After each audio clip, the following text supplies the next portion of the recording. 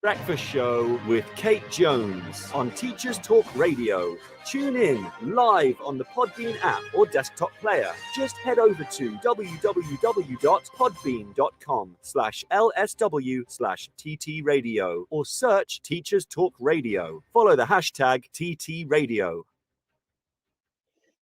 Hello, everyone, and I hope you're well. So, as I said, I'm on my holidays already, and I'm having a wonderful time. Not doing much, but that's what's quite wonderful about it. Very relaxing. And thank you to the people who got in touch with me last week. My master's induction went really well. Oh, I can see that our guest, Professor Daniel Mears, has joined the studio.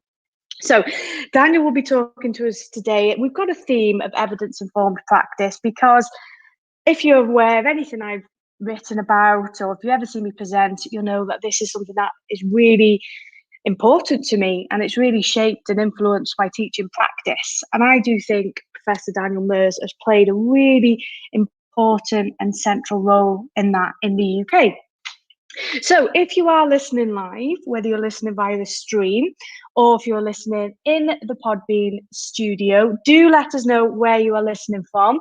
So I can see we have got Freya listening live from Italy. We have Tom Rogers listening live from Liverpool. We have Nathan, one of our brand new Teachers Talk radio hosts, I think perhaps might be listening from Swansea, Bodida. So that's good morning to everyone. And if you're listening via social media, then do get involved. We are at Teachers Talk Radio 2021. Yes, Nathan says, Bodida, Shamai. I liked hearing his incidental Welsh. So what's really interesting about this conversation today is that I am Ofsted neutral. So what I mean by that is we won't just be talking about Ofsted, but I will touch upon Ofsted because that's, Daniel played a really significant role as a head of research there. But I taught in Wales for 6 years, and the inspectorate is Estyn, anyone who's a teacher in Wales. And then I'm about to enter my 6th year in the United Arab Emirates. And we have ADEC, the Abu Dhabi Department for Education and Knowledge. So they're Ofsted equivalents, but I've never directly had any experience with Ofsted. So it can stir up quite a lot of emotions. But I'm I'm keen to hear from people about what they think. I've got lots of questions myself to ask Daniel, not just about Ofsted, but about his general career, which is really varied and interesting. And as I've said, the focus will be evidence-informed practice. So here we go. Good morning, Daniel. Let's just see. Hello, Daniel. How are you? Oh, fantastic. We can hear you loud and clear. And actually, where are you calling in from? Where in the world are you? Ah, okay. I wasn't sure if it was Amsterdam. I was just researching you, and obviously, well, you're from Belgium originally, though. Is that correct? Yeah.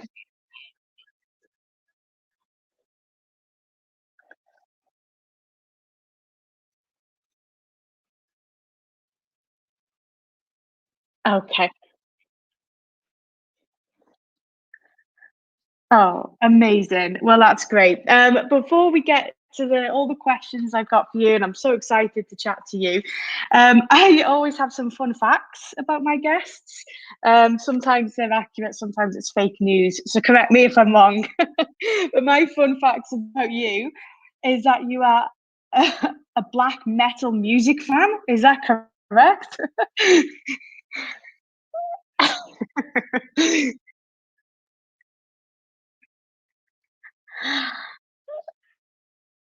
I don't know why that surprised me, but someone asked if you could be the czar of anything, what would you be? And you said black metal. But I've also wrote down I wrote down that you're a fan of Eurovision. Is that true or not?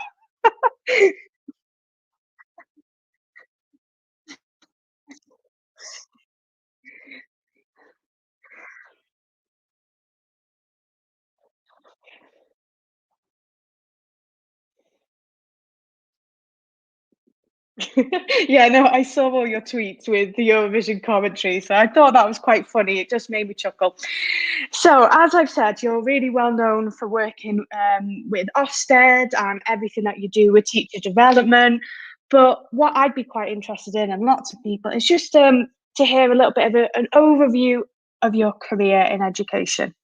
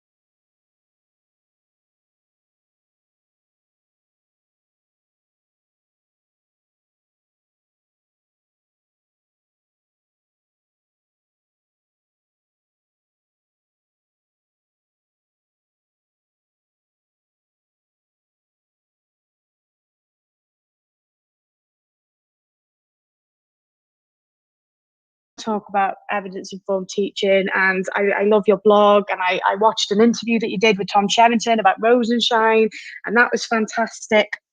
So in terms of your time at Ofsted, I think that you made a really big impact, and I think this is correct to say. So you were involved in the new Ofsted framework in 2019, and this new Ofsted framework came about because of previous unintended negative consequences, high workload, narrowing a curriculum, very heavy data driven, and you were very vocal saying, actually, that's not what we want. We want quality, evidence informed education and an ambitious curriculum.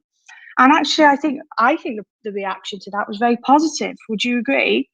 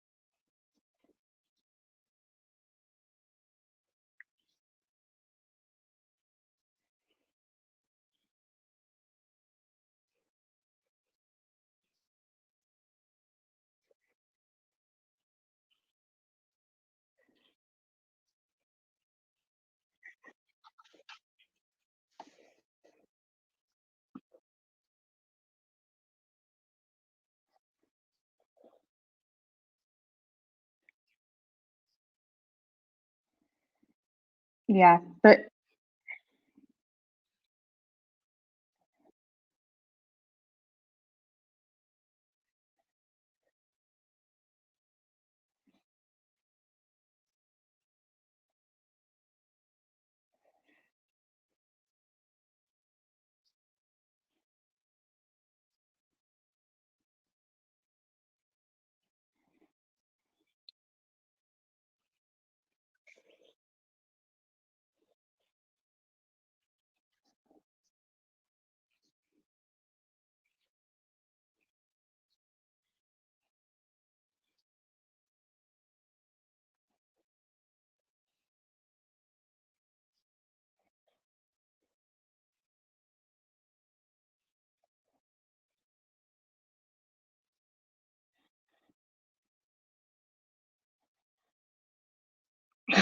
well, when I was looking at the framework again, I kept seeing about unnecessary workload, and I just think that that was a really good turning point. I think that the Ofsted addressed that. We're really trying to counteract that, and I know what you share. I've seen the approaches, and it is about having a smart approach to workload, but an effective and an efficient approach as well. So hopefully that has had a positive impact on teacher and senior leader workload in the UK. I mean, I don't know. I haven't been to visit any schools, but people, you can tell us. But was that important to you? Do you think that having that focus on workload?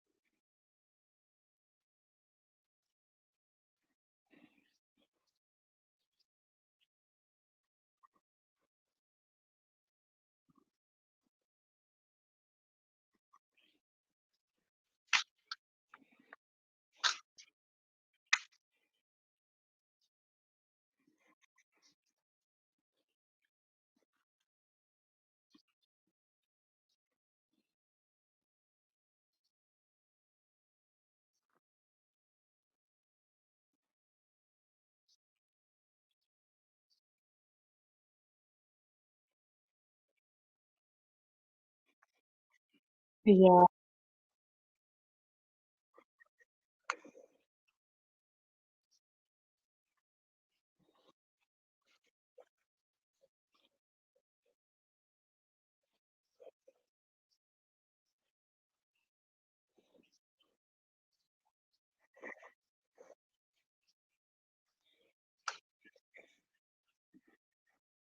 Yeah, absolutely. And there's been other workload challenges that have got nothing to do with Ofsted because they've been here and the communication, the technology, yeah, it's been really, really tough. But you do talk a lot about, or when you're in this role, you're talking a lot about this ambitious curriculum. And I think this Ofsted focus on curriculum has inspired a series of so many brilliant books about curriculum, actually. So it's great that it's got teachers and leaders talking about curriculum. Um, but to you, what is that ambitious curriculum? What's your vision for an ambitious curriculum?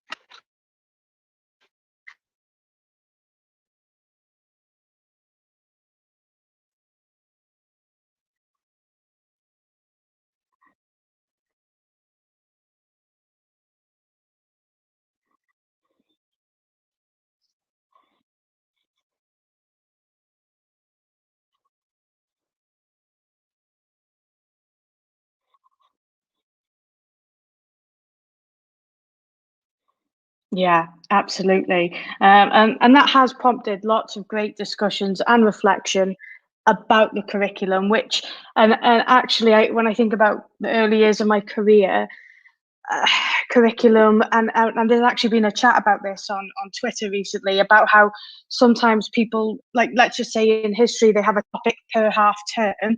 That's really problematic because what if we just say, well, this half term you're to cover the Tudors, but it may span longer than a half term. We've had disruption with COVID, so there's been all these things that have um, timetabling and the schedule and the calendar that have shaped curriculum, which are not the right things that should be shaping the curriculum. Obviously, they play a role, but So that's why I think your discussion about this ambitious curriculum has been fantastic. What Ofsted have done with that has been really, really good, bringing it to the forefront. Freya in Italy what is listening, and she said, Daniel talks so much sense. Absolutely one of my favourite people in education. So I don't think we hear that about many people who've worked at Ofsted.